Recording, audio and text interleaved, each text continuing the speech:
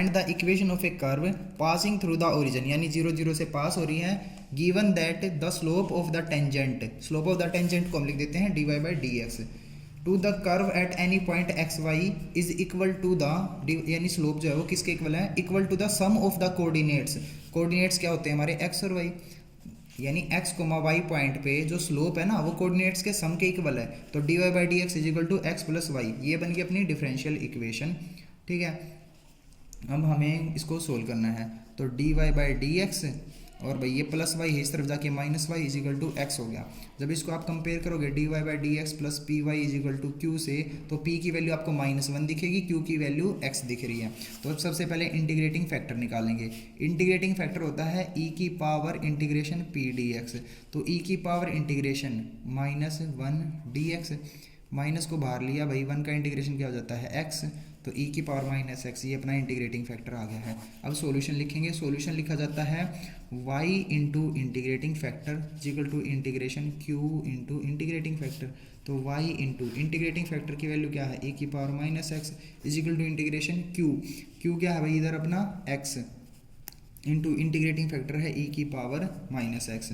ठीक है, अब इसको सोल्व करते हैं। लेफ्ट हैंड साइड तो कुछ करना ही नहीं है, यहाँ पे देखो आइलेट का रूल लगाएंगे तो ये फर्स्ट फंक्शन हो जाएगा, ये सेकंड फंक्शन। इंटीग्रेशन करते हैं। First function as it is, second का इंटीग्रेशन, e की x का इंटीग्रेशन e की x होता है, साथ में -1 से कर देंगे डिवाइड।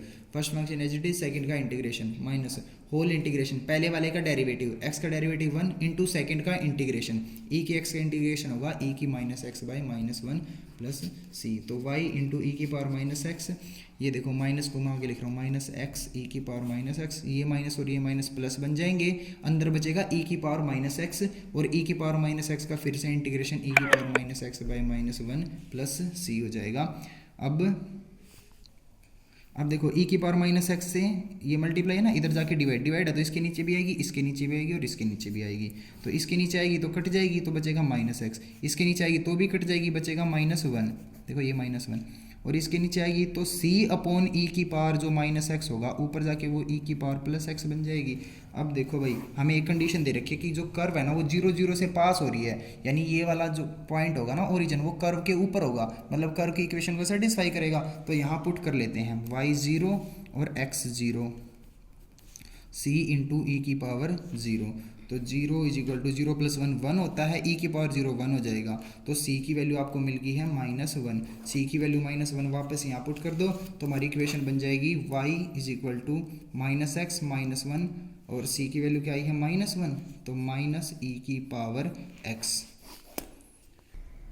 देखो यहाँ पे भाई एक मिस्टेक हो गई है, ये -1 था ना, यहाँ पे +1 लिखा गया गलती से, तो ये -1 रहेगा, और भाई -1 और -1 उस तरफ जाके +1 हो जाएगा। तो c की वैल्यू आएगी अपनी +1। तो c की वैल्यू जब +1 आएगी तो यहाँ पे 1 पुट करेंगे तो 1 इंटू ई की पावर x प्लस e की पावर x रहेगा। देखो ये माइनस वाली टर्म है, इनको सारियों को इस तरफ ले आते हैं, तो -x है इस तरफ जाके +x, -1 है इस तरफ आके +1, वहाँ सिर्फ क्या बचेगा e की पावर x। तो ये अपना सोल्यूशन हो जाएगा।